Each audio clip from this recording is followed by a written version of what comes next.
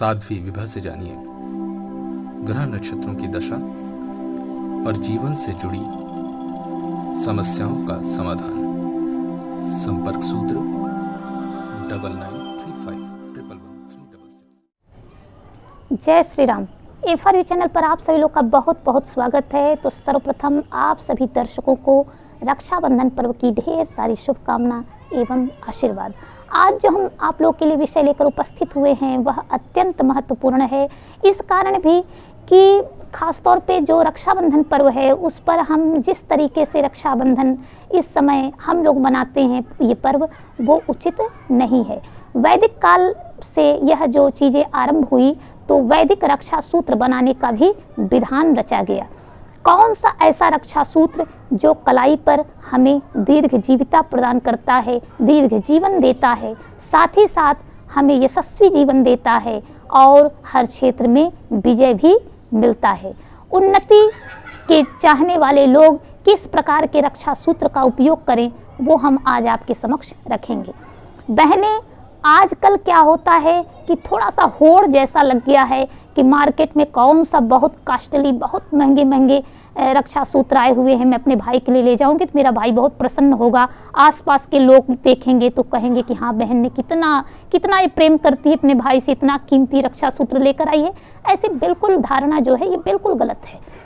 आपके भाई के लिए कीमती वो होगा जो उनके जीवन को वृद्धि दे, उनके जीवन में जो है कहीं ना कहीं से उन्नति दे, उनको शिखर पर ले जाए और उनके जीवन के अगर कष्टों का हरण हो जाए, उनके समस्याओं का समाधान हो जाए, उनके जीवन में जो विघ्न बाधाएं हैं वो दूर हो जाए, ऐसा रक्षा सूत्र का आप सभी चयन करें, ये उत्तम होगा। तो आज हम आपको बताएंगे वो कैसे रक्षा सूत्र तैयार किया जाता है।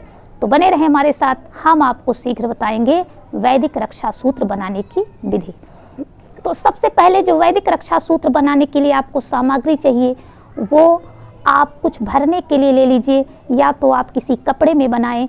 कपड़ा भी मैं आपको शीघ्र वीडियो इसमें लिंक शेयर कर दूंगी कि आप अपने भाई के लिए राशि के हिसाब से या ग्रहों के हिसाब से आप किस तरह के कलर का उपयोग कर सकती हैं धागों के लिए और कपड़ों के लिए। तो रेशमी कपड़े, रेशमी धागे अथवा सूती वस्त्र आप जो है इसके लिए इस्तेमाल करें। सूती धागे का इस्तेमाल आप करिए, कच्चे सूत का आप इस्तेमाल रक्षा सूत्र के लिए करिए, अथवा रेशमी धागा भी चलेगा।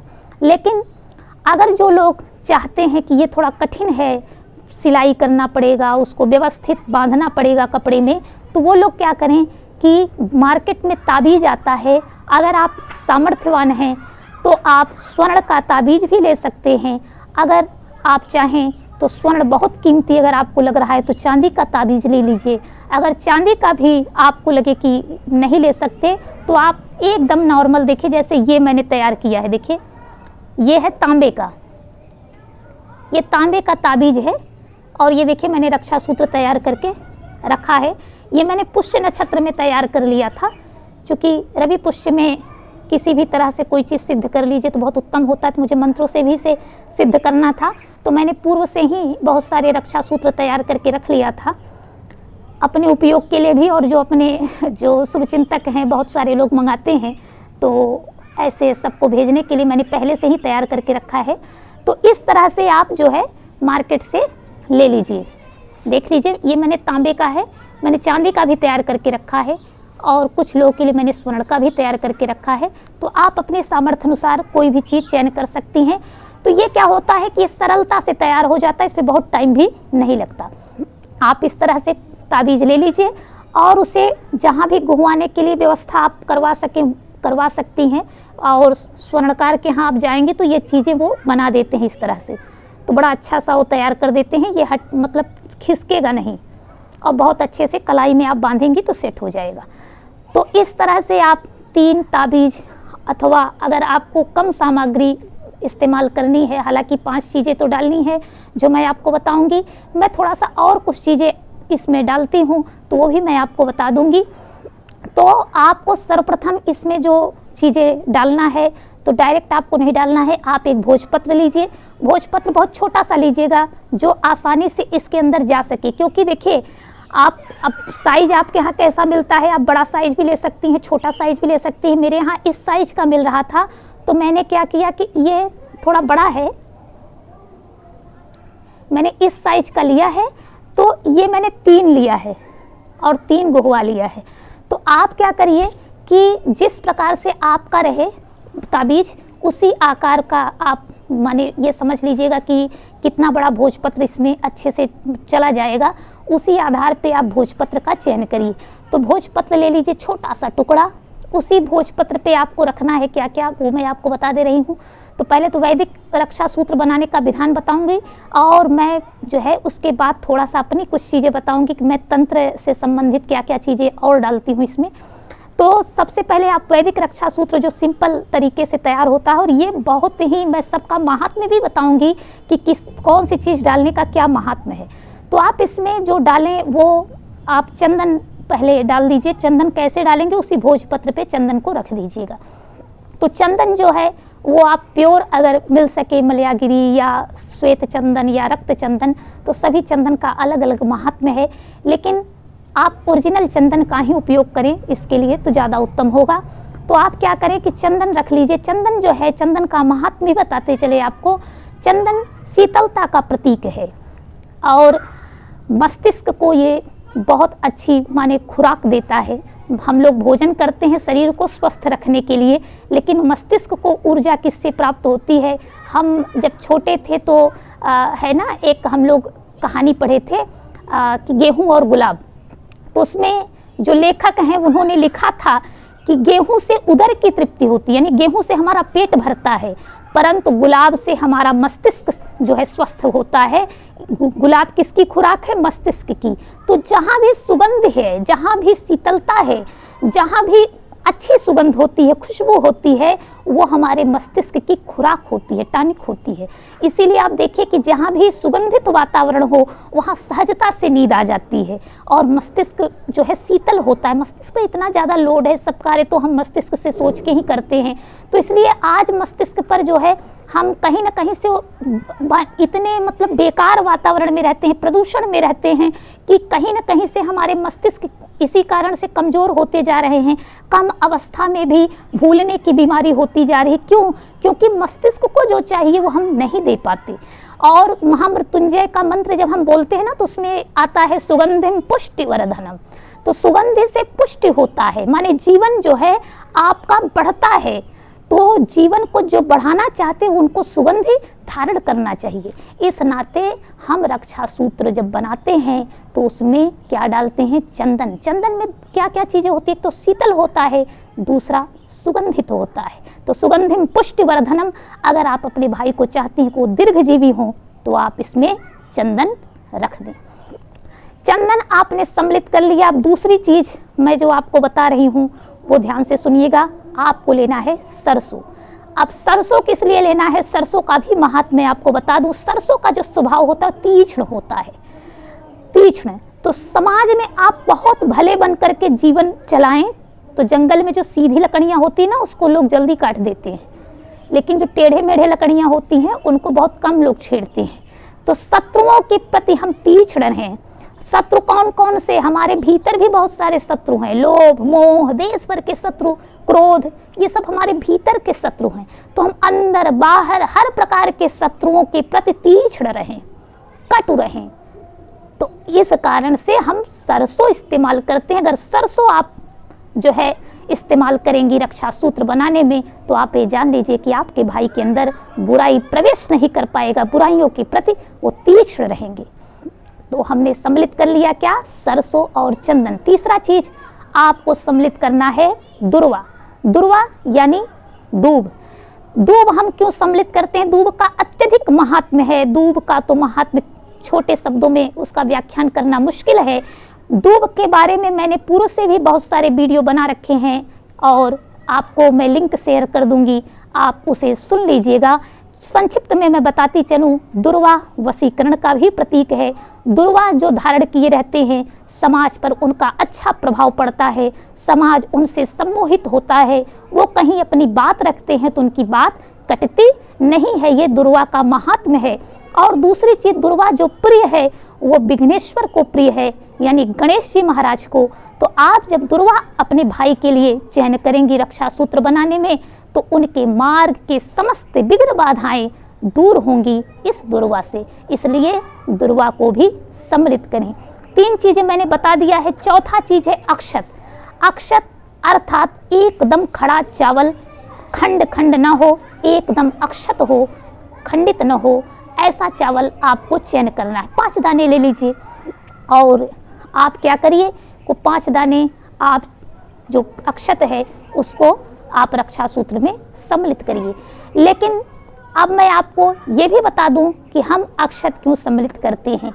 अक्षत जो है वो सौभाग्य की वृद्धि करता है और साथ ही साथ उसका नाम है अक्षत, जो अक्षय जीवन दे, हर जगह अक्षय चीजें प्रदान करे, आपका पुण्य अक्षय हो।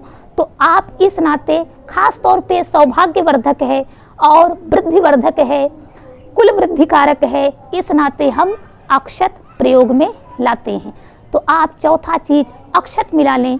5वां चीज मैं आपको बताऊंगी कि 5वां और जो वैदिक रक्षा सूत्र बनाना है उसमें केवल 5 ही चीजें सम्मिलित करते हैं। जो चीजें मैं आपको बताने जा रही हूँ वो है केसर। केसर जो होता है, केसर का कलर तो आप सभी को ध्यान में आ ही गया होगा। तो केसर सिंदूरी कलर होता है, सूर्य का कलर होता है। केसर अगर आप धारण करते हैं, केसर अगर आप रक्षा सूत्र में सम्मिलित करते हैं, तो निश्चित भगवान नारायण और लक्ष्मी दोनों को अत्यंत प्रिय है केसर। तो ऐसे में आपके भाई के ऊपर लक्ष्मी नारायण की कृपा बनी रहेगी, धन वृद्धि कारक है। और जिस प्रकार से केसर का कलर है उस प्रकार से वो कलर किसका प्रतीक है, सुख सौभाग्य का। तो निश्चित आपके भाई के जीवन में सुख सौभाग्य की वृद्धि होगी। तो आप इस तरह से वैदिक रक्षा सूत्र इन 5 चीजों से आप बना सकती हैं। आपने भोजपत्र में रख लिया। भोजपत्र में आप रखने के बाद उसको बहुत आराम से लपेट लीजिए।